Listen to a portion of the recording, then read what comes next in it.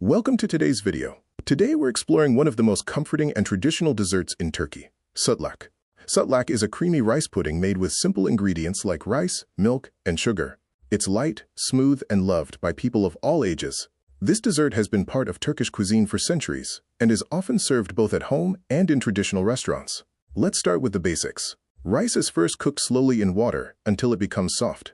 Then milk is added, and the mixture is gently simmered. As it cooks, the rice releases starch, giving the dessert its signature creamy texture. Sugar is added to sweeten the pudding, and sometimes a little vanilla is used for extra flavor. The mixture is stirred continuously to prevent it from sticking and to create a smooth, velvety consistency. There are two popular ways to serve sütlaç.